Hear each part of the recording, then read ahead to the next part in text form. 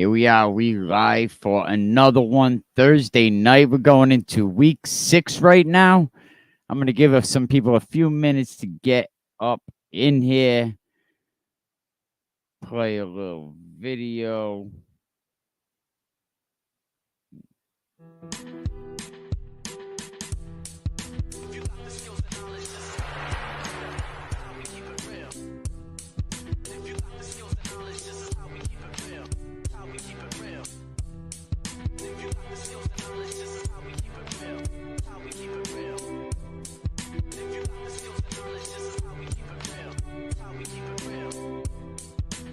Is, I would say, the first sports rehab facility here in Rhode Island. I came out with Recovery Rhode Island because I honestly spent, again, the back half of my To the beginning of the game. Talk about it, Stanley. At the end of the day, man, the mentality going in is we ain't afraid of nobody. I know everybody on the outside was saying Central's going to win. Central's better than us. We don't really stand a chance. Just overlooking us. So win the game. We never doubted. It's not lame at Westerly High School on a Friday night. I don't care if you got family at Westerly. If you know anybody on Westerly football team, you got to come out and experience it. It's the best home field advantage in the state.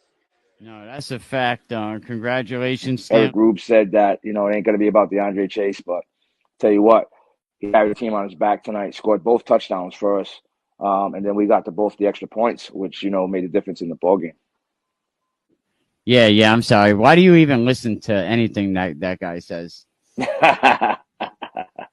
Yeah, no kidding. How do you pick an undefeated? How do you pick against an undefeated team in their house? Well, anyway, it is what it is. Yeah, no, it is a fact. I've been trying. I heard Coach Al say on a broadcast a couple of weeks ago that he does not remember the last time West Warwick was 2-0.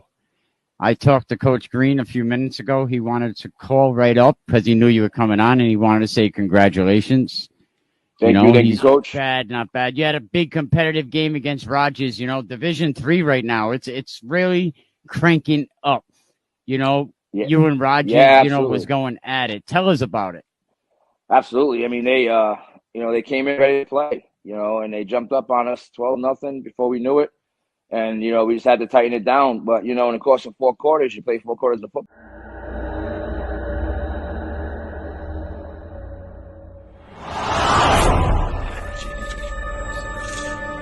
I was saying Central was going to win.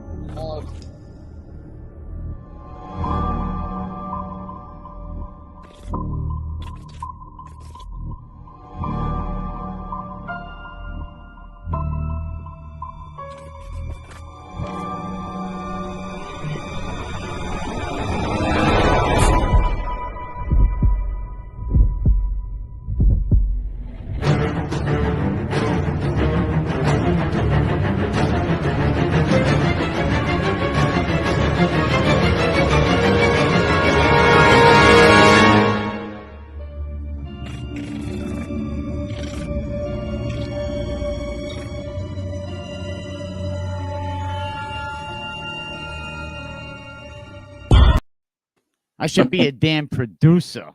You know what I'm saying? What's up, Felix, man? We're making a movie this year. What's up, man? How we doing?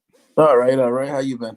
All right. I seen you get a little giggle when Coach Penn, me and him started talking about my son over there, Eric Rube.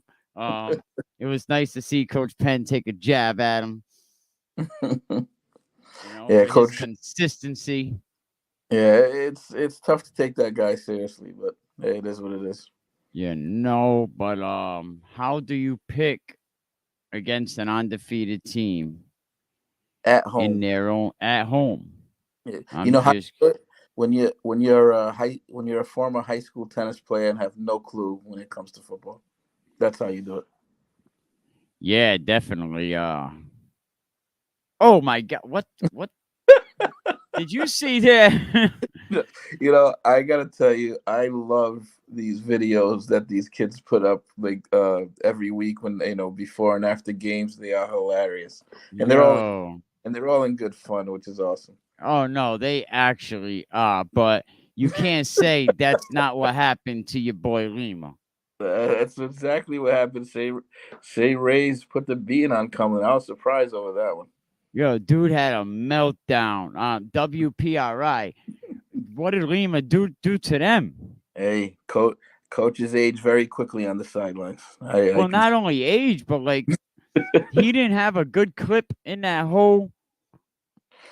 No, I mean it was a tough loss. You know what I mean? So obviously he's not going to be too happy. Here's the one. Let me get this. We're just super undisciplined right now. Let's go now. Now it's our time, 9. Now it's our time, 9. Be the dude. Be the dude. Let's go. You got me? Let's go. Come on now, boys. Let's punch one in. Golly. Hit it. Hit it. Hit it. No. We're falling apart. Hey, we've got to get a big stop here. The clock is running. What is going on? Don't put that on TV. Don't put that on TV. I mean, this is craziness. Dude had a total meltdown on TV, and they put it on TV. I give him credit for even keeping that mic on. I'll tell you what, if I was that pissed off, watching my team play that poorly, that mic would have came off halfway through. And then to start the game, I was talking to someone that was at the game. They called me up. They was like, bro, I wish I had a battery. I said, what's going on? Lima's up here by the concession stand having a total meltdown. I said, what do you mean a meltdown? The AD told him he's got to take his tent down, and he started like having a conniption fit, and oh, that's my huddle tent, and the AD like, I don't care if you're making a movie, move the tent. Yeah, and I was like, and then someone sends me to WPRI, and I was like, what did he do to WPRI? Because they didn't have one positive clip in that whole segment.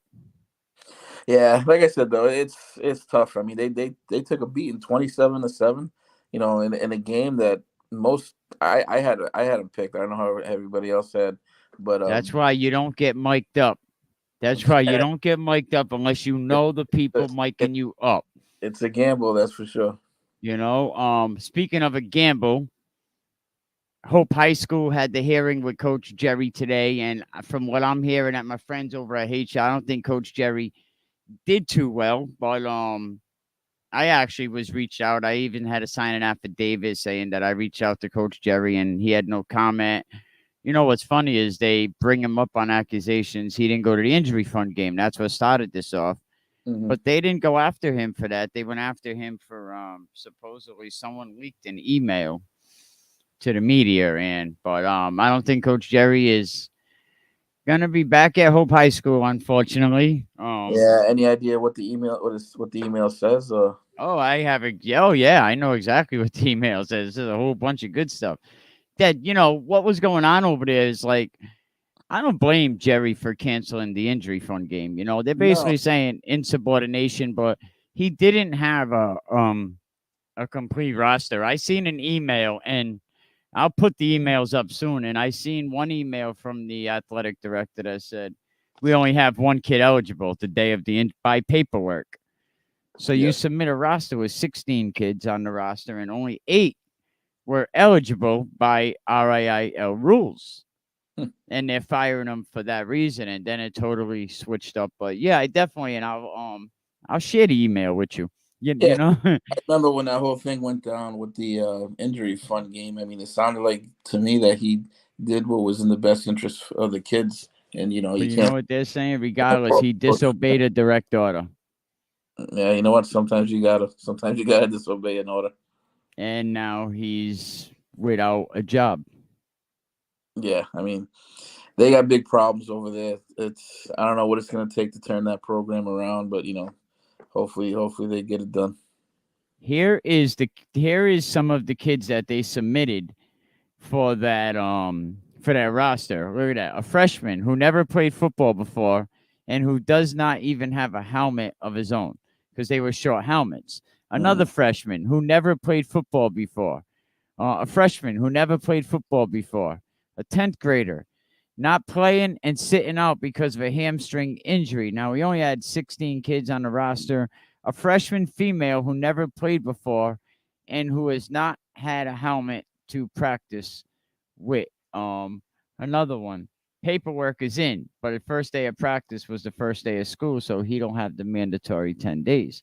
So this is why, and from what I heard, the principal said, like, I don't care, I don't want the guy here.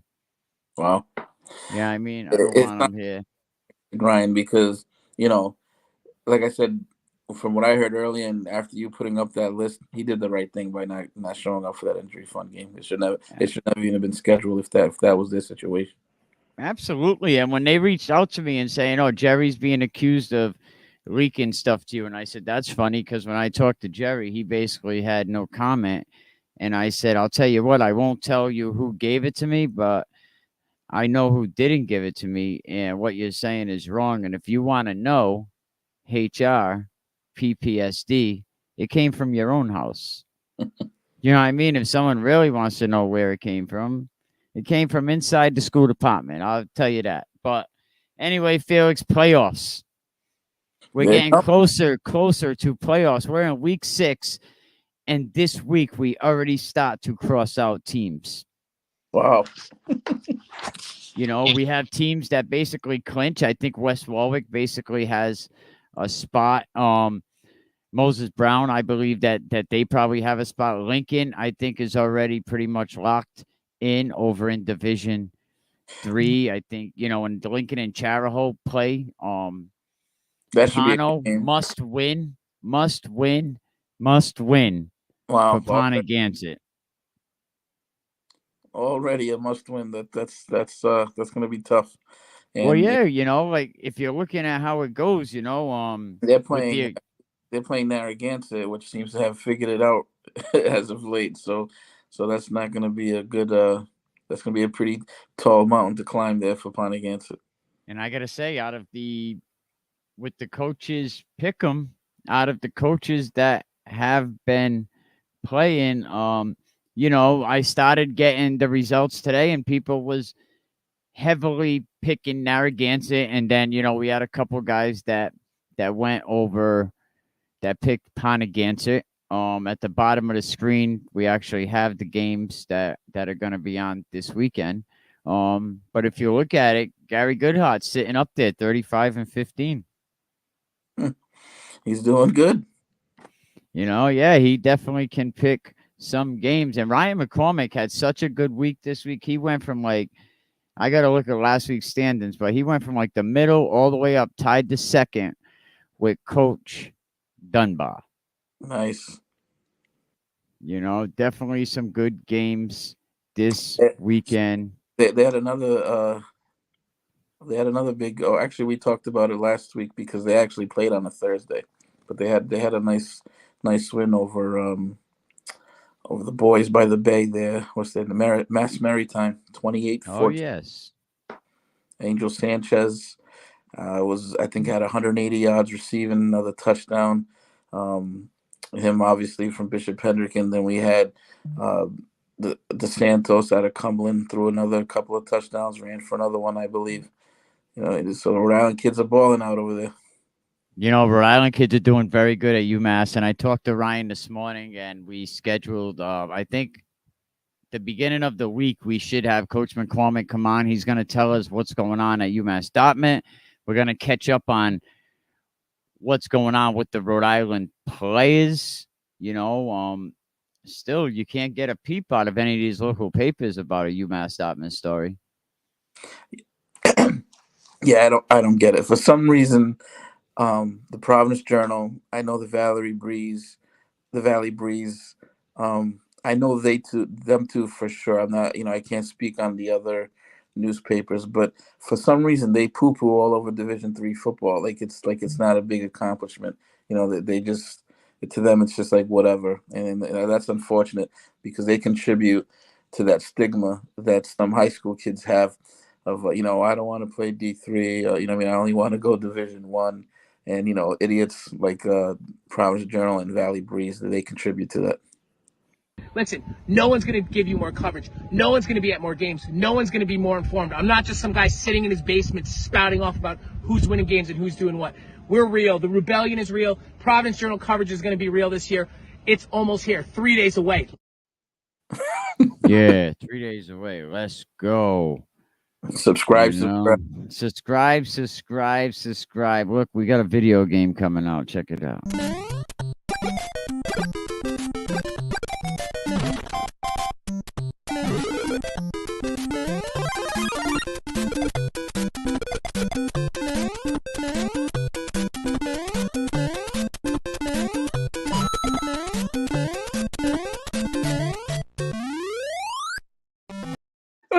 You like that? You see the RAIO flag at the end? I like that. Yep, we're definitely gonna have to mock it that. But did you catch up with any games this weekend? I did. I was able to catch a few on NFHS. I saw, what games did I get to see? I saw that Central Westerly game. It's funny because I missed the end. I didn't get to see the ending live because I actually tuned out when it was Vonnie Rodriguez had thrown like a 50-yard bomb for a touchdown, and they put them up, I believe, 20-13. And I was like, oh, that game's probably in hand. Let me check out something else. So I was watching other games, and obviously I was wrong. I was shocked when I saw the ending there, where Westerly obviously pulled it off in the end. But that's a great win for Dunbar and his program. No, absolutely. That was the Hail Mary. What a game, and I've said this week that to me that was the let me pull it up here. I want to show you guys. I had to take the sound out for copyright reasons. This guy up here is a snake. It's like he really gets mad. It's like, dude, you're really getting mad over some high school games. But if you look at this play, I think it's like a 4th down play.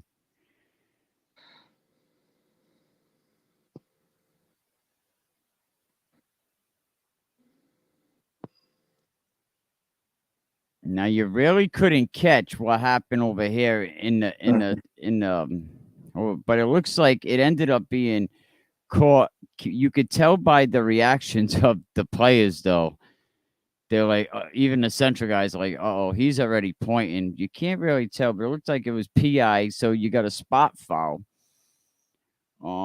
Yeah, shout out to Westerly, man. Shout out to Stanley for the game planning on that play, going for the Hail Mary.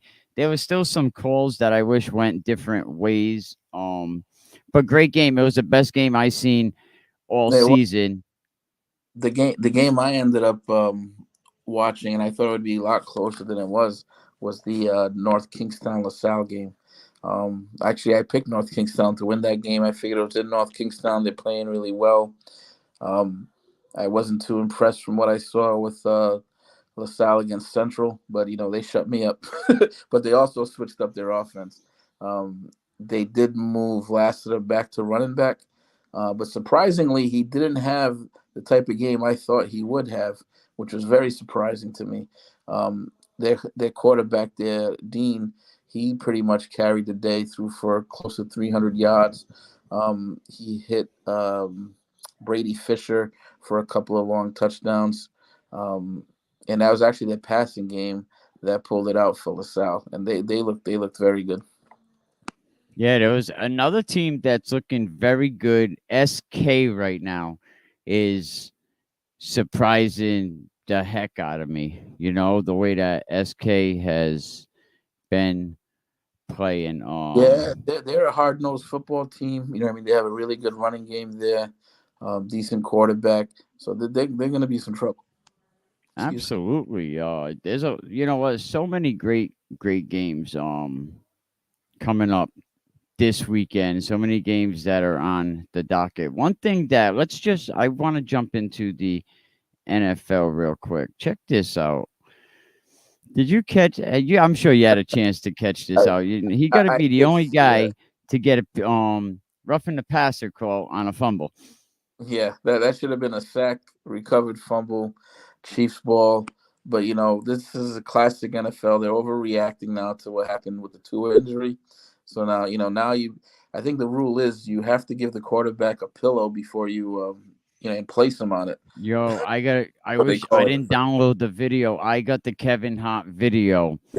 I saw that. That is Oh hilarious. my goodness, hilarious, man. I wish I had it downloaded for this episode. You know, they Yeah, lay him down, put a pillow, read him a story. He said yeah. you didn't talk nice to me, you know, but that's crazy. No, it's football.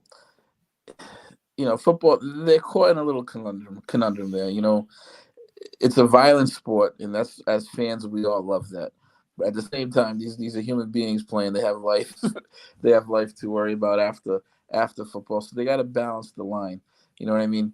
They are getting paid a ton of money. You know what I mean? But at the same time, they shouldn't be risking their lives. So I get, the it's a tough situation with these rules and stuff. But at the same time, what we're seeing now, that they're obviously going clearly too far with, you can barely touch the quarterback. Every other position, obviously, it doesn't get that same protection. It's a little bit hypocritical.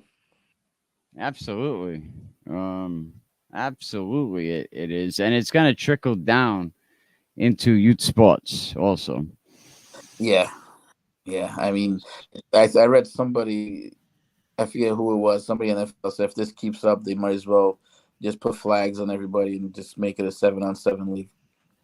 There you go. I'm going to play this quick little video, and we'll come back and get to Rhode Island ranked top 3. Beginning of the game. Talk about it, Stanley. At the end of the day, man, the mentality going in is we ain't afraid of nobody. I know everybody on the outside was saying Central's going to win. Central's better than us. We don't really stand a chance. Just overlooking us. So win the game. We never doubted. It's not lame at Westerly High School on a Friday night. I don't care if you got family at Westerly. If you know anybody on Westerly football team, you got to come out and experience it. It's the best home field advantage in the state. No, that's a fact. Congratulations, Stan. Eric Rube said that, it ain't going to be about DeAndre Chase, but tell you what, he carried the team on his back tonight, scored both touchdowns for us, and then we got to both the extra points, which, made a difference in the ballgame. Yeah, I'm sorry. Why do you even listen to anything that guy says?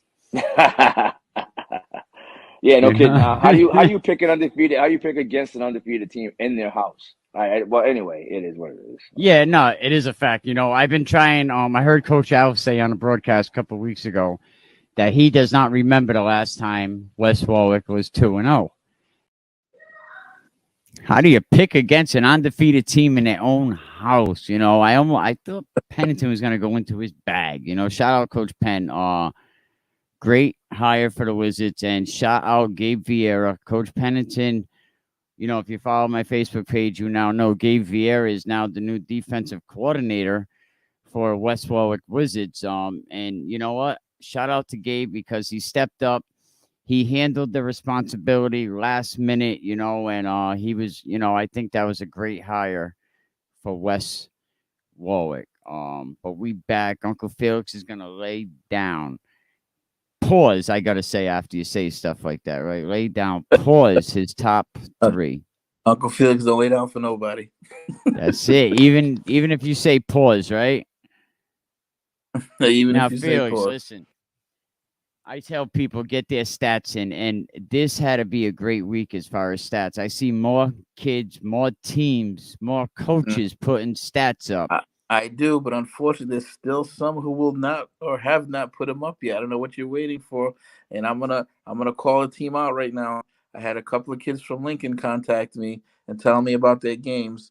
You know what I mean? Which I happen to watch anyway. But their stats are not up there. And here's Lincoln, who's having a great season. I believe they're 5-0 right now, and they're having a monster season from Tyler Durang, and the poor kid doesn't have his stats there for anybody to see. And that ain't even right. And another guy, and I get on him, and he said he's gonna put the conversation about the best running back in the state to bed, and that's Coach Washington. He said, "I'm gonna get you them stats, Mikey, because you guys, man, you killing me." And I said, "Get me them stats, or we going to." Yep. You know what I mean? Yep. Shout out to Mikey Washington. But I see in a lot of teams, the Craddock kid over at Moses Brown, putting up 140 yards per game. I noticed they took their stats down. Yeah, there's some teams that don't want. I don't know what the big secret is. LaSalle, another team that don't put stats up. Yeah, they had them up for a little while. Are they down again? Yeah, I No. I would have to look again, and actually, but yeah, because somebody questioned why their running back wasn't the best in the state right now, and I said, well, the coach is not putting the stats up. They are not getting the credit. And if you No, put these no. stats up, That then being said, they had a tough time running the ball against NK. You know what I mean? Dean put that team on his shoulders along with Brady Fisher there. I was actually surprised of how tough it was for them to run the ball, and they had Lassiter in the backfield.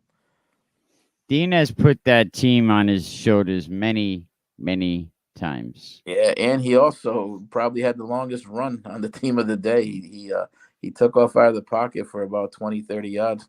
You know what I mean? He had a nice game. Division One has been like total. I gotta say, it's been ass because you can't get no consistency. You got one division game, and then that's it for the night, and then you gotta wait to the next week to have another game. Like you're trying to Uh, get some rhythm for the division. this is what happens when you put 4 teams in a division. It's ridiculous. Exactly, and now we go to Division Three because it looks like basically the most consistent at this point. But we're gonna get to that in just a second. I gotta get let's get your Rhode Island ranks up here. Am I on the right one? Nope, that's last week. Okay, of course, of course. We gotta screw shit up, We want to make sure we screw something up at least once a day, or we're not perfect. Yeah, that's all from week 4. Yeah, 1 second. That's why I had to get a refresh. There you go. See, that's how you know I'm not stalking Felix's page. So last time I was on there was a week ago. Let's scroll down some more. The first one should be the quarterbacks, I believe. There you go. Here we go. Week 5 top QBs. The top QBs this week, and there were some monster games out there. None more monstrous than Mount Pleasant's Jalen King, who I believe threw for over 400 yards in their big victory. Then I went with obviously Dean, who had the big game against North Kingstown, and I rounded it off with Jadel Hall out of Tolman, who had a huge game for them. And those were my top 3 quarterbacks this week. But Now, Dean had what 303 touchdowns and 299 yards. From what I was told right after that game. Quick honorable mention was a kid from Woonsocket. He also had a big game and almost made the top 3. Yeah, Dean is playing great football. I will still say best quarterback in the state. As of right now, I gotta tip my hat to him. You know what I mean? He went head to head with Bueller there, and kudos to the LaSalle defense. I didn't think were going to be able to stop that North Kingston offense the way they did. Now, little note. Now you see LaSalle. I'm not sure that they've been putting their stats up, but we was able to get Dean's stats and see Dean was able to get on the list. So get them stats in. Be honest about it though, because.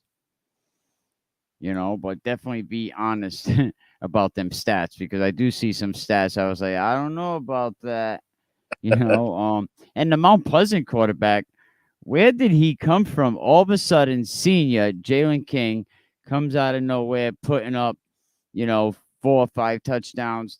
The last couple weeks ago, the game that they had all the personal fouls, they had like 4 or 5 touchdowns called back. Where'd this kid come from? I know he's a behind the pads former player. Yeah, I don't know, but he's putting up some monster numbers early on here. Absolutely. We'll see how he finishes. Yeah, definitely. Only a few weeks to go. We're already in week 6. I can't believe how fast it's going. Top running backs, Felix. Yep, top running backs. Some more monster games. Not as crazy as last week. Last week we had a bunch of kids over 200 yards. This week I don't think we had any. But the monster of them all was the guy that Eric Grube said was not going to be a factor in the game, which was DeAndre Chase. I got to watch that film as I, took the stats and stuff. He, like Wes Pennington said, he carried that team on his back. He easily could have made this list defensively as well because he had a monster game on defense too. I mean, I don't know. I wasn't in that locker room. I didn't hear the pep talk, but I have a funny feeling that Wes told him, that people were saying he was not going to be a factor in this game, and he was clearly the biggest factor in this game. Hats off to him. Monster game by DeAndre Chase. Monster season, by the way, too. He's up there. I believe he's number 2 right now on Max Preps in Rhode Island. Another big game was Zach Tuck. Obviously, had a nice game for Westerly. They came off. They got the big upset win over Central. He was a big part of that. Rushed for over 100 yards. And then also Oscar Way out of Bishop Hendricken.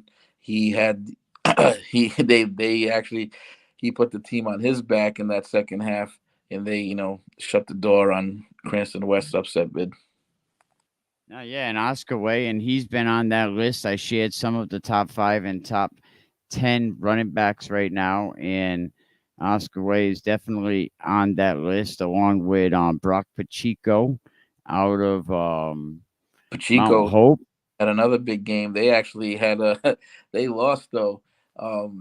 They had a comfortable lead over Johnston. The next thing you know, they lost that game 28-27. Johnston with a monster comeback that I don't believe anybody saw coming. No, absolutely. And we will let me get back over here so we could get to your wide receivers. Yep, my top receivers. Obviously, we talked about the big game that Jalen King had, and a big reason for that was his wide receiver there, Israel Geraldo, who had a monster game. Couldn't find a photo of him playing football, so I took one off his page there. He actually inboxed me a few pictures. As I told him, I'm sure he'll be on there again. So I saved them for some future spots for him. Then I also had to go with Hudson Cavallo. Even though they lost to Bishop Hendricken, he had a monster game, including probably one of the best plays of the weekend. He had a 92-yard touchdown pass there for a touchdown. Big game for him. And then I also went with, actually changed my mind last minute on that last receiver. I went with Brady Fisher out of LaSalle, who had the monster game against NK. Kudos to him and that convincing win at South Kingstown. He played a big part in that. The guy honorable mention to on the outside looking in was Ethan McCann. I think he had over 100 yards receiving and a touchdown. In St. Ray's big win over Cumberland. Ethan McCann, playing very good football over there at St. Ray's. They have things starting to come together. But these next few weeks are going to be big for St. Ray's. We'll see. The last 2 years, this part of the season has been rough on St. Ray's. Yep. And the defensive guys. Again, I went with West Warwick 5-0. Josh Pettis had a monster game for the Wizards. They had 3.5 sacks, including at the end to clinch the victory for the Wizards there. Had to go with him. Number 2, I ended up going with, what's his name? Oh, Hudson Cavallo. He actually made this list twice. He actually had 2 interceptions against Hendricken in the first half. And, to everybody's surprise, Cranston West was leading that game at halftime 16-14. And, big part of it was due to Hudson Cavallo. And then the next guy, I think the guy with the coolest haircut in the league, Gianluca Bacchini. I mean, they got some cool names over there in Pontiac. None cooler than that one. Telling you. They also didn't win, but he had a monster game for them and was well deserving of that spot. I'll tell you what, if you look at Pontiac this week, and we'll get into that right after this, I think that's a must win for Pontiac going up against Narragansett. So there we go. If you can get your stats to Felix, he's over there on Instagram. Tell him how they can find you. You can find me on Rhode Island Ranked on Instagram. Just send me an inbox, send me videos. The kids have been great with sending me videos, sending me their stats. keep them coming. But even like I tell the kids, get on your coaches. Tell your coaches, stop being lazy. Get the stats up there at max preps. I mean, give your kids the added exposure that they all deserve. Absolutely. We've been doing the coaches pick 'em all week, and this is basically how it's looking. Good hot, pretty much being very consistent, going into 6 weeks, only losing 15 games. You can see at the bottom of the screen scrolling basically where everybody is ranked. Uncle Felix, you're part of this. How Mhm. has your been experienced so far with the coaches pick 'em? It's been fun, and I tell you, it's harder than you would think. You know what I mean? When I make my picks, I'm always like, yeah, there's a 8-2 or 9-1 week. And then it comes back 6-4, 5-5. You know what I mean? It's a lot harder than you would think. Good Heart's making it look easy though. Goodhart, Dunbar and Goodhart has been like back and forth. Goodhart controlled it for the first 2 weeks, and then he's been in a slump the last few weeks. As far as what's going on over there at Coventry, even this, but he's doing pretty good. I can't give him too much grief. 35-15. Hopefully, he could get Coventry Oakers back on the winning track going against North Smithfield this week. And Coach Piva said, "Damn, we get a pissed off Coventry." Yeah, I mean, they they lost. Coventry lost to Lincoln. Is that right? Coventry lost 3 in a row. Lincoln, Oh, Middletown, and Charahoe on that lateral pass. oh yeah, they've lost some close games. Yeah. They lost 3 in their division, so they are in a must win. They have to win out right now. Oh boy. So yeah, they're gonna have their hands full. That's for sure. Someone I got to mention over there on Coventry, and shout out to him. I think this kid right here is definitely Nathan Petrarca, coming from the West Warwick Wizards. Player of the game twice, 5 games, 355 yards, 4 touchdowns. Definitely newcomer of the year. If his stats stay the way they are. Yeah, he's looking good. And if I remember correctly, he's pretty young, isn't he? He's a freshman. Yeah, yeah. 2 player of the games, max preps, 350 some odd yards, And I was looking, and you give him the ball, Coventry wins. Coventry, you Yeah, keep him under 10, they don't win. I believe he actually made my list actually one week. Might have been early in the season. Yes, Yeah. early on they had like 13 carries that week. Yep. Yeah, he Of definitely has like. course, if he's only a freshman, wow. Yeah, definitely. He's gonna be a great player. I think the Ionetti kid over there coming out of LaSalle, he's gonna be another good freshman that's gonna be stepping up. And maybe if I had some of their stats, I would know Ionetti or some of their other freshmen. But I posted some of the freshmen that are doing very good this season. It's like 4 or 5 of them. EWG has one. There's a lot of kids right now. Like, watch out for that Johnston quarterback coming up. But a Mhm. lot of good players this week. Let me put up who picked who. Oh, do I have that up yet? No, we have some of the games up though. Here we go. Pontigansett, Narragansett. What do you think, Pontigansett? Pono, Narragansett. What do you think of that game? I like Narragansett just because it seems like the past couple of weeks they seem to figure it out. I mean, they won this past week, and the week before that they played West Warwick tough. But it seems like they're starting to figure out on offense. So that being said, I like them going against Pontigansett. Yeah, I think Narragansett is. I think this is a bad time to play Narragansett. Yeah, so I think Coach Cook and his team is definitely gonna have their hands full. Guys getting healthy on Narragansett, but you know what? This other game right here, North Kingstown and Barrington, it goes, and I don't really like these D1 teams playing down to D2, but anytime you get this, you're gonna get the best of that D2 team. Yeah, because I guess according to the way it's all set up, they get extra points if they can beat a Division 1 team. So I'm sure Barrington will be bringing their A game. That being said, NK cannot be happy with the performance they had against LaSalle.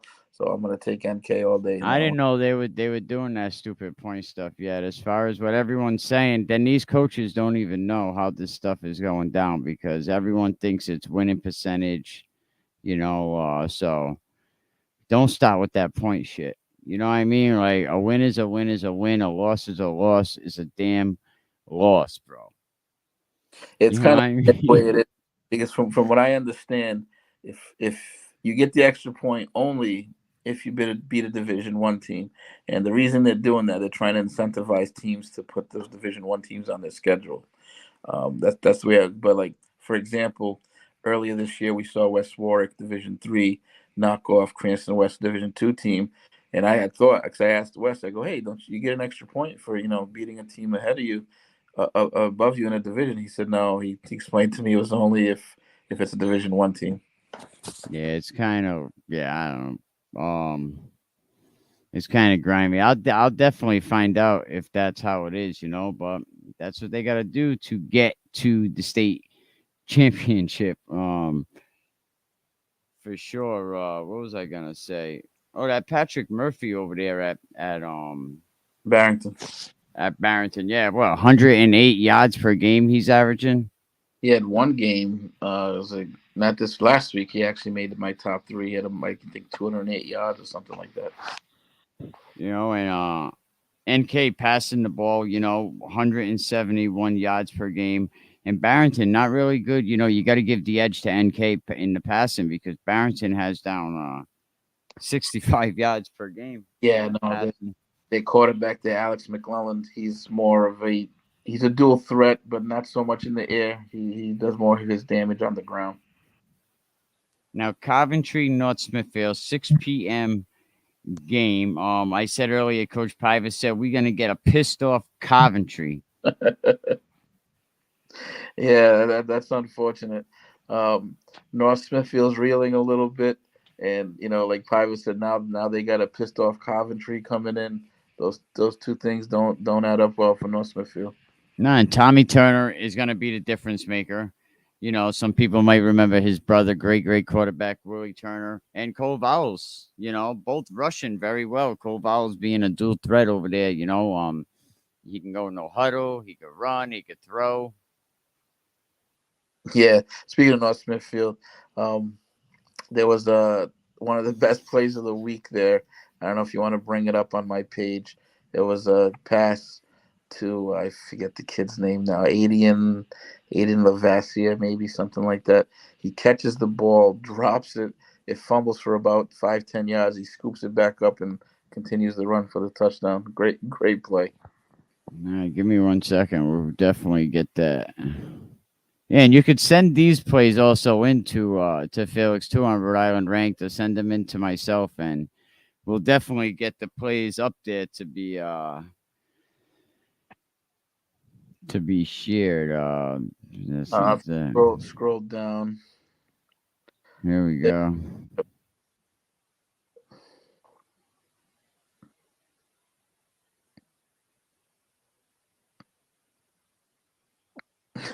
Kudos to him for keeping his eyes on the ball there and not losing track of it, because that easily could have been a disaster that ended up being a touchdown. Absolutely. We talked to Coach Piver, he said we have the numbers we want, but we just don't have more than 13, 14 kids that we could put on the field at any given time. Yeah, I believe that was their only touchdown that game. Tolman put a beating on them. Yeah, there you go. Shout out to Coach Piver. Let me see something. Oh yeah, here we go. Let me get this up on the screen. I'm gonna put up on the screen right. Let me get this down. I'm gonna put up on the screen. We're gonna look at some of the rankings right now for Division 3. How things are looking right now. Lincoln's sitting pretty, and these are all league games. What you see in the schedules, these are all league games. And Lincoln and Charahoe play each other this week, so that should be interesting. Yeah, that could pretty much decide the division right there. Oh, yeah, absolutely, even though they both get a spot. But you look, one win. I mean, one loss. Actually, Middletown got one. 1, 2, 3 losses, 3 losses. So it's still looking over here like the top 2 spots are basically, I would say the top 3 spots right now are pretty much locked up. Lincoln, Chariho, and Middletown. North And Smithfield, that's basically 3 spots on each side. So kudos to Piva. North Smithfield sitting there at 2-1. You know what I mean? They're not out of it yet. yeah, inside the division. Assuming all this is right now. Let me look at the wrong way. Now Division 2, you see how right now if Moses Brown and and this isn't right, West Warwick, they're actually 4-0 in the league. But right now Moses Brown and West Warwick are sitting together. But I think Moses Brown has 10 more points than West Warwick if you look at the total amount of points for each team. And that's why Moses Brown holds the tiebreaker right now. But West Warwick plays Johnston this week, and I think they'll have an easy time with Johnston. If Moses Brown wins their game this week, these 2 teams will meet a week later, which will, for a big game, that's going to decide the division winner. Yeah, that is going to be a huge game. But it's tough to pick against West Warwick right now. Like I said, they are a very deep team. Very deep team. Yeah, West Warwick sitting 5-0, 4-0 in their division. Playing good football. Chase 127 yards per game. Brady Mayali, another 87, 90 yards per game. So I don't know if Johnston has what it takes to be able to hold them off. Yeah, look, you know what? Look for a big game from James Branch. I have a funny Absolutely. feeling he's gonna have a monster game against Moses Brown. Absolutely. Another game, St. Ray's and Mount Pleasant, did a lot of people really did not see, Mount Pleasant, playing the way that they are playing right now. And you better be careful because they are sneaking up on a lot of people right now. And they're looking pretty tough in that division. Well, they have definitely, a great 1-2 punch with Jalen King and Israel Geraldo. I mean, we heard about Israel Geraldo last year. He put up some big numbers, and he was no stranger to my top 3 rankings for receivers. But Jalen King is somebody, he's come out of nowhere, but I mean, he's put up some big numbers to make people take notice. Yeah, former behind the pads player Jalen King. Shout out to Coach Nadim. That should be a good game because obviously Moses Mayhew's on the other side of St. Ray's. Daniel Wolf. Moses Mayhew's had a monster game on both sides of the ball as usual. Only had 4 carries, but rushed for 70 yards and a big touchdown for St. Ray's. Now, Daniel Wolf, I mean, he's going to have to do better than 133 yards per game going up against Jalen King. That's putting out 320. Yeah, this could be a shootout, though. You know what I mean? Especially with Ethan McCann over there, too. I can see a lot of points being scored in this game. And Geraldo, on the defensive side of the ball, getting, 5.6 sacks, tackles per game. And you have the big kid over on St. Ray's that's, has 6 per game. Yeah, no, this should be a fun game to watch. Absolutely. But, the rushing, you got to kind of give it to St. Ray's. In the passing game, I would give the edge to Mount Pleasant. Who do you pick to win this one? St. Ray's. St. Ray's. And that would definitely help St. Ray's right now. If you look at the division, because they have that loss to EP, which hurt, and then they have the one to Cumberland, so they're sitting 1-1. EP came off the gate strong, and they are floundering right now.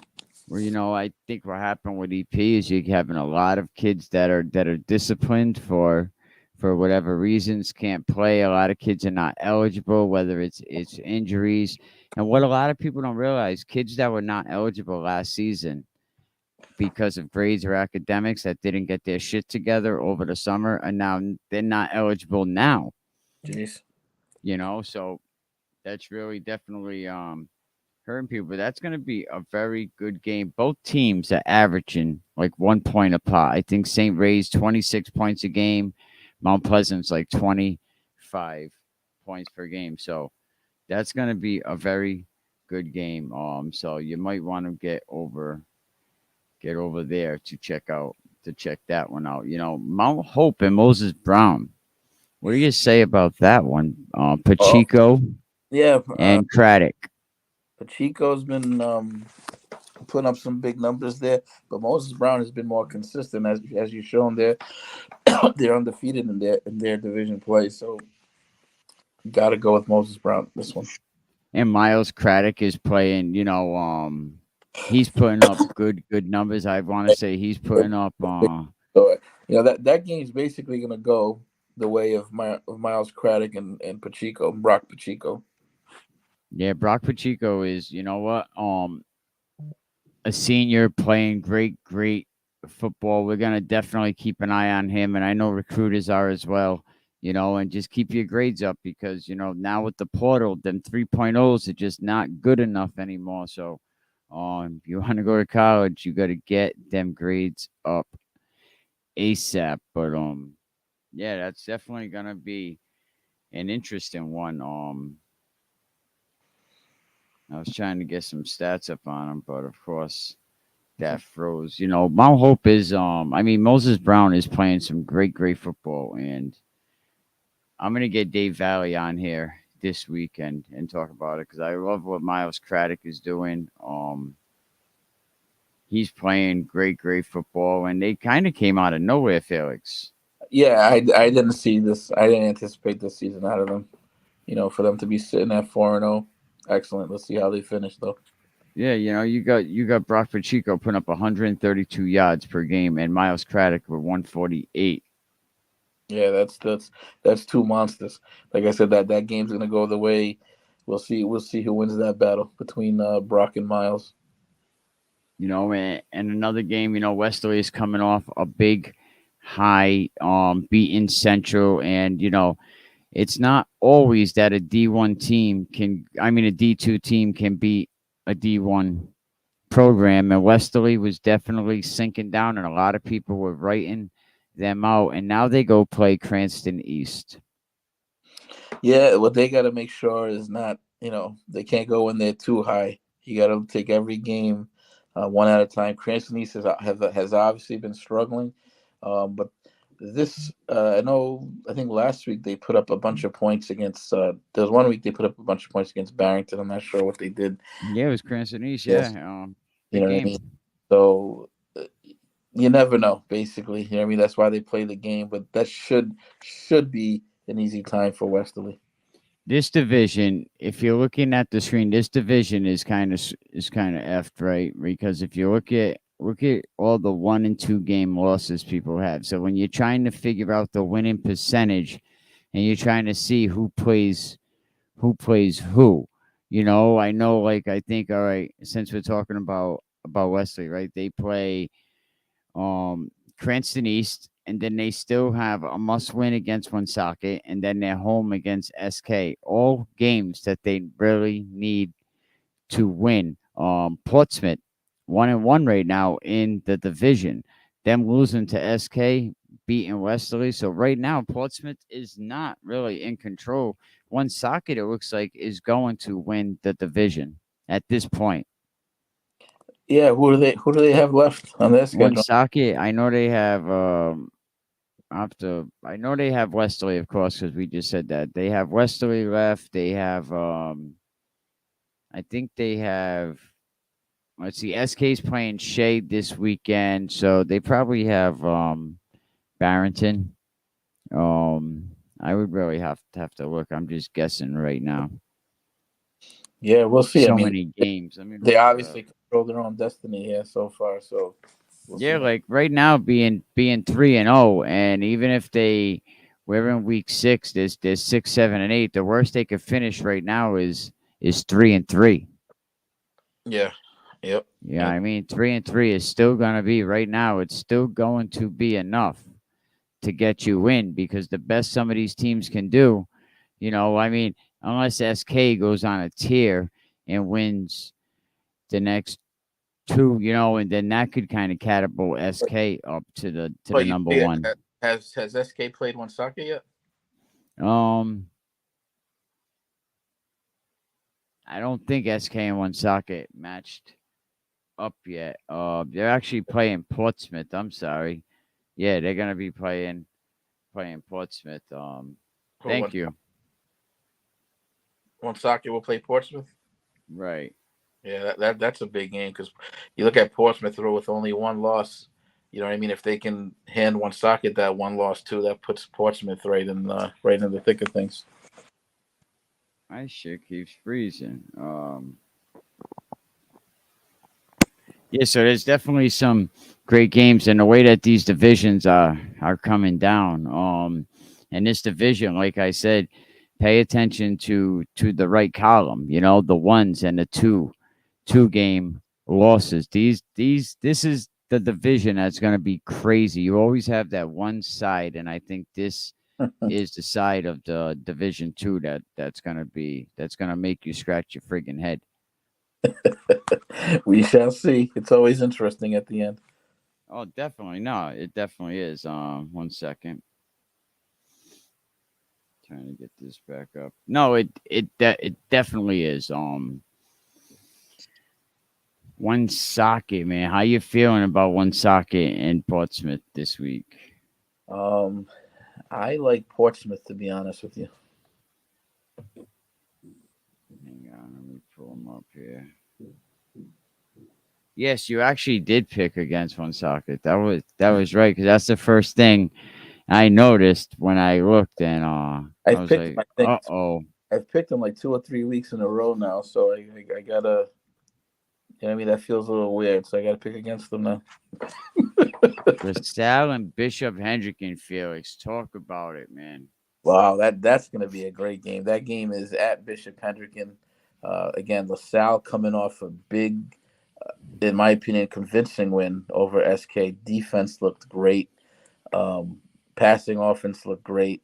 The only thing that concerned me about LaSalle was that running game. It did not look good, and I was very surprised because they did move Jason and they did move Lassiter back to running back, which I thought they should have done all season. But they finally made that move, and I was surprised that he was not as effective as I thought he would be against NK.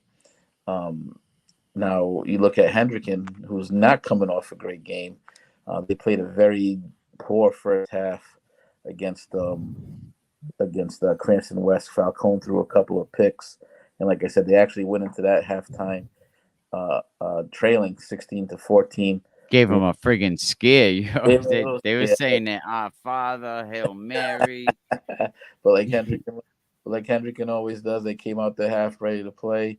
The West Warwick didn't score again, and obviously Hendricken put up a couple of scores. They just kept the ball on the ground with Oscar Way and Raji Francis, and which is probably the best, or if not one of the best duos in the state.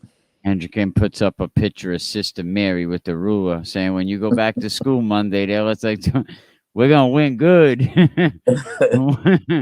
But Bishop Hendricken right now rushing 253 yards per game, and LaSalle, the running game, just trailing down to 137. But where LaSalle is going to have the benefit, the edge is the passing game. Yeah, I mean, Dean, like we said, is right now I got to put him. Last week I would have told you Bueller is the best quarterback in the state. This week, yeah, I'm going to say it's Dean because he looked really well. And that Hendricken secondary, it's shown that it can be beaten. You know what I mean? So they're gonna have a tough game on their hands. That being said, until you can knock off the king, you got to keep picking the king. So I got to pick Hendricken there. Yeah, a lot of people actually picking LaSalle for that game. Which I think Bueller is a par for the course. Huh? I said, which is par for the course. They always pick. Oh yeah, no, definitely. Everybody wants them to lose. As far as quarterbacks, Eddie Bueller, a great quarterback, but I just think Dean is by far, I think, the best quarterback in the state. He just has a lot of attributes, and people can can disagree. And I just think, his footwork, there's a video I seen. Dean's like bobbing and weaving like a boxer, just avoiding tackles. And I was like, that's like incredible. And then coming back up and making the play, like not even, and Bueller is, a great quarterback too. But as if I had to compare the two, I have to say that I have to give the edge to Dean. And that's no disrespect to Bueller, and I don't want people to take it that way. No, I mean, they're both great quarterbacks. Absolutely. And I do think Dean does have a D1 full ride. Oh yeah. Yeah. So, and that's always a way to pretty much tell. But is Dean the top recruit in the state this year as of right now? I don't know, because Lassiter I know has some Division I offers as well. Shout out to Lassiter, man. Knowing Troy Lassiter and knowing some of the Lassiters and seeing where the Lassiters were at one point in their life, and the same thing with CJ Waite up there at Dotman. I actually know his dad. And knowing just the life that his dad lived, because to say I know his dad from another life, and I see these kids going to school and going to college, and it's great knowing from where the generation before them stood. Yeah, no, that's awesome. He's a great story, and hopefully he continues to be. But as far as top recruits, in the state, obviously Dean's up there, Lassiter's up there. I'm assuming Moses Muse has got to be up there. The kid from Cumberland there, Patrick Conserve, is another one. Hendricken this year is actually, the scary thing about Hendricken, and that nobody's really talking about, they're very young. Most of those kids that are leading the way, they're all juniors. So that team next year is going to be insane. Oh yeah, no, they're gonna get bigger. This is the year that you can get Hendricken. If you want to nail him down 1 year, this is the year to get it done. But as far as top recruits, yeah, is Dean the top? I don't know. He's up there though. I'll tell you what, I don't know how many does have full rides at this point. Good thing is though, like we've talked about it before, it seems like Rhode Island is starting to break that stigma. People are paying attention now. No, they definitely are. And you look at, you mentioned earlier the Angel Sanchez's and the Dantes up at UMass. And I think Dante is being mentioned with the top 6 quarterbacks in the country. He is in Division III. I think he's, last time I checked, he was in the top 3, either in passing or in touchdown passes or both. I mean, he's putting up some ridiculous numbers.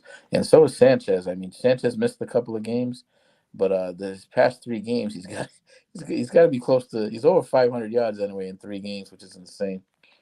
Hey, listen, I got to ask, Blake, what is going on with you?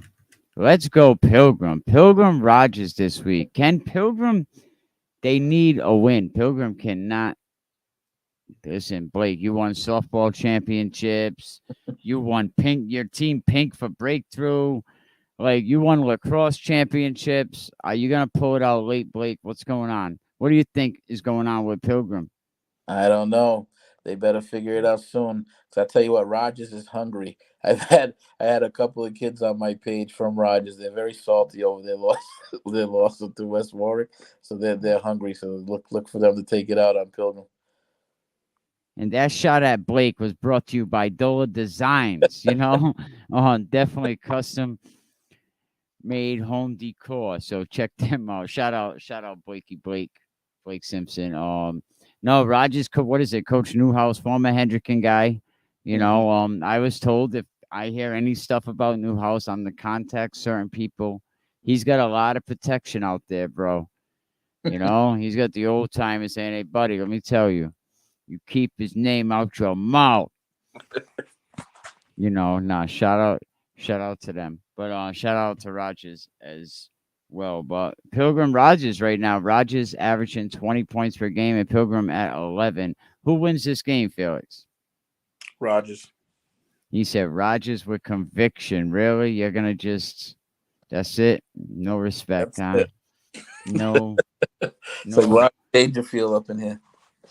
There you go. No respect. So we'll get into some Saturday games first. A must-win EWG, PCD. They're both sitting at 3-2.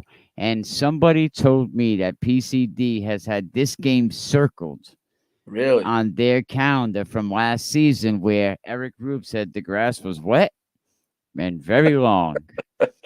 His knee fluently touched. It sounded like a friggin' love novel. PCD. I actually had a kid reach out to me today from PCDs. He wants to know where the love is for PCD for Rhode Island rank. So I got to find some videos on them.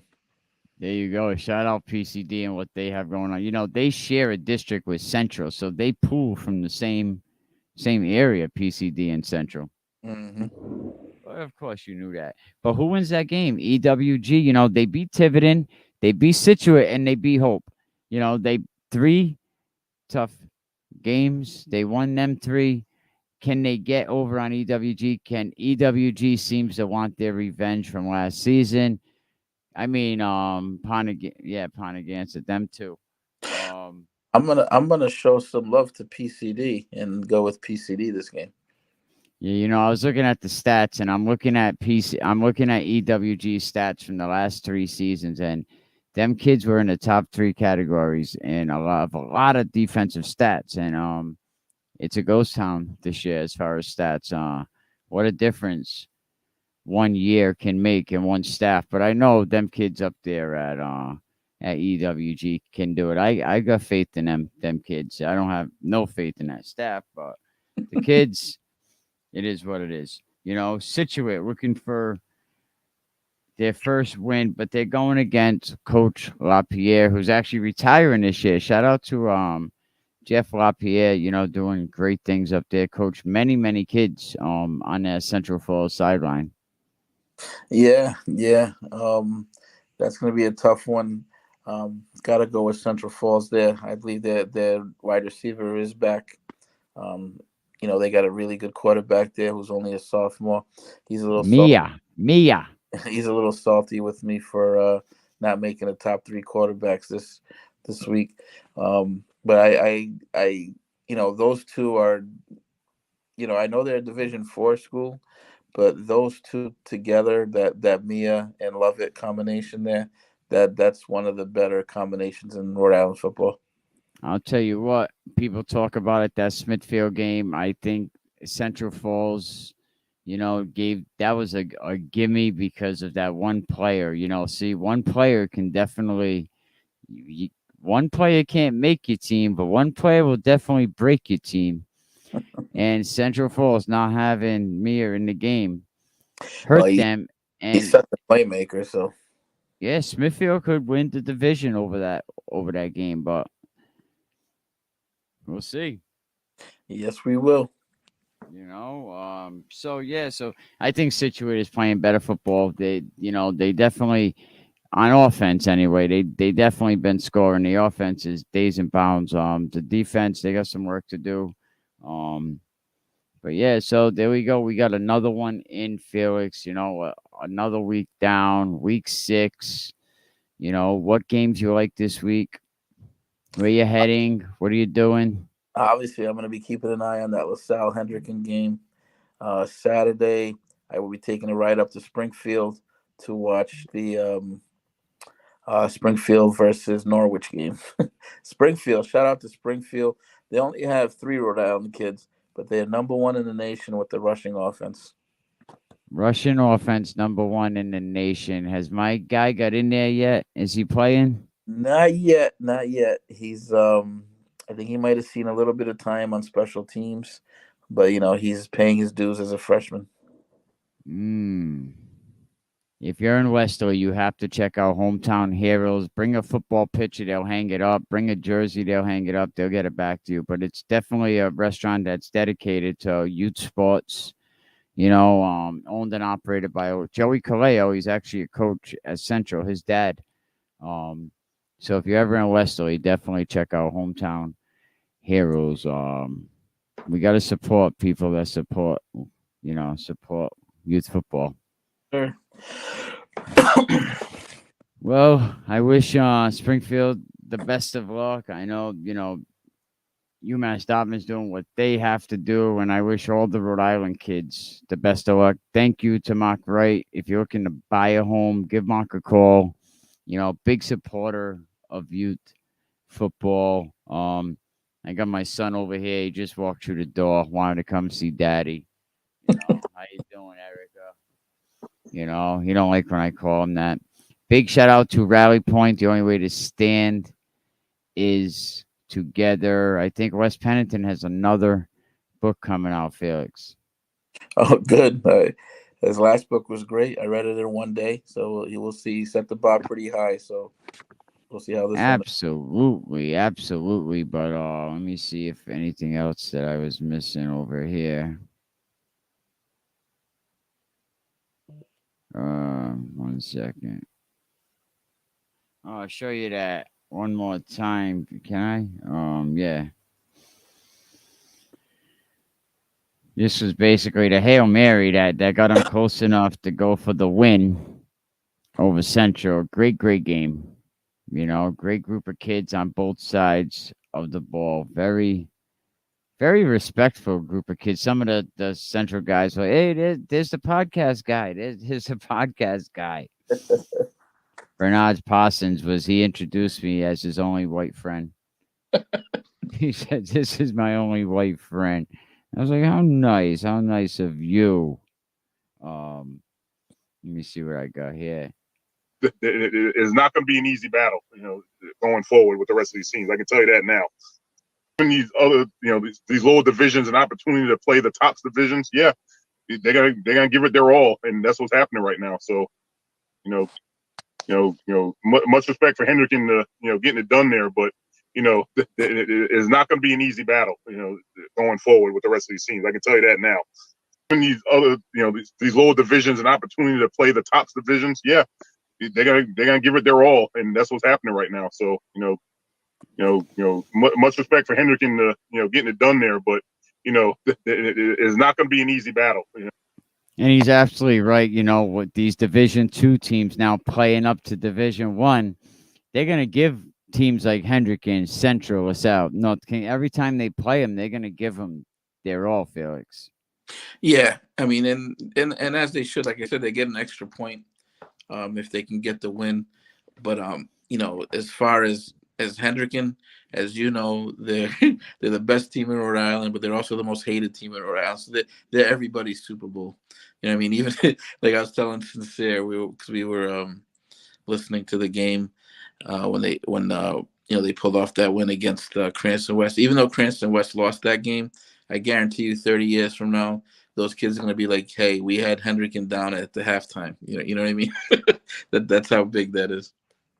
Absolutely. Kudos to Cranston West for playing a great game, especially Hudson Carvalho there, both sides of the ball. Oh yeah, that was some great stats on both sides of the ball. Hudson, I think I put up a little bit earlier. I was putting up here the numbers that they got over there at Cranston West, and they were pretty impressive for Cornell, Carvalho, and Marcus Chung. I don't want to play them this late in the season. No, they definitely gotten better. You know what I mean? They actually had an upset loss against West Warwick, but since then they have been playing and they've been getting much better. Let me play this quick video.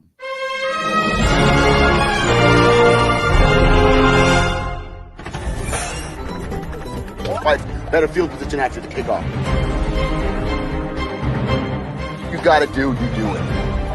You don't even have.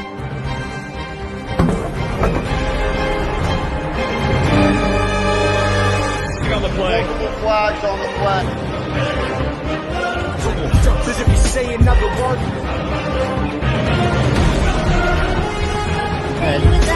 Yeah, he came down with foot. Another Paul Harden.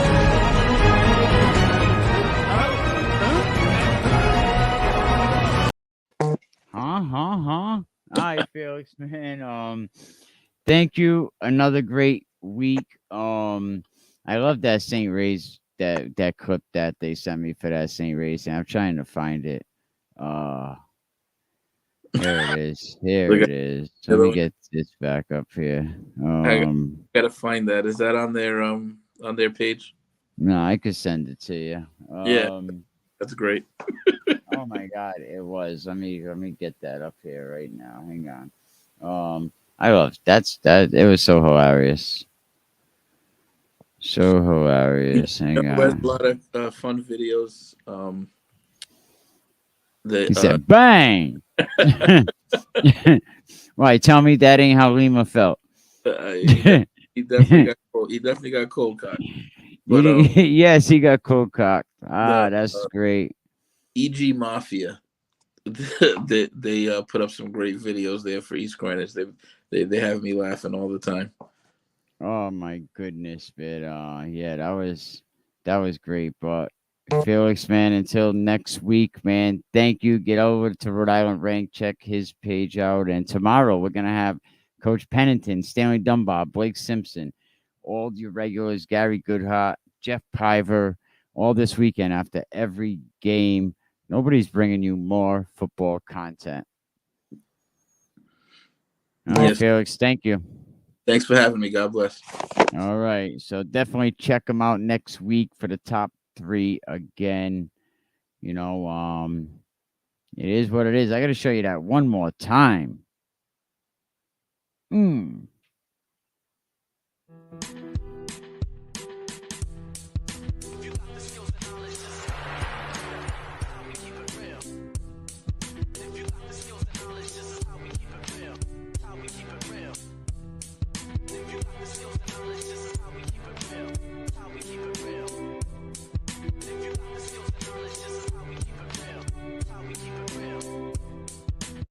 Is, I would say, the first sports rehab facility here in Rhode Island.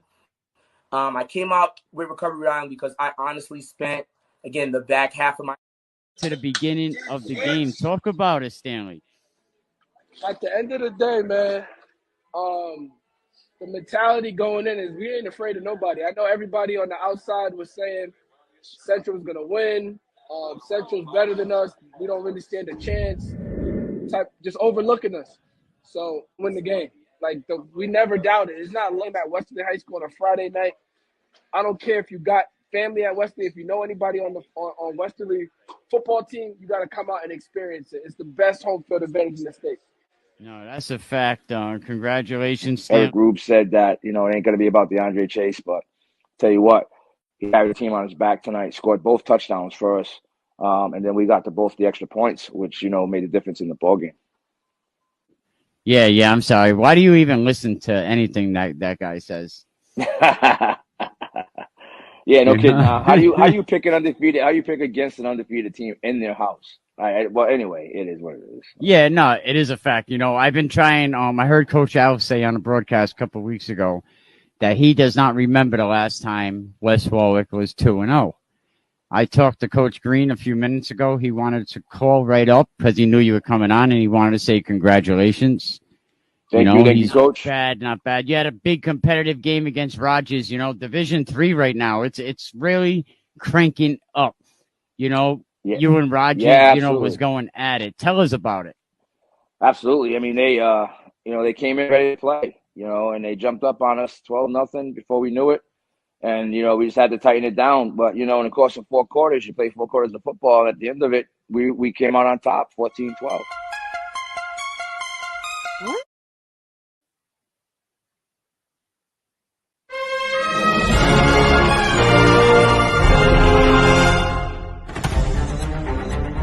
Beginning of the game. Talk about it, Stanley.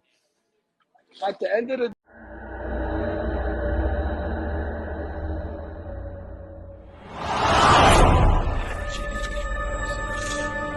I was saying Central was gonna win.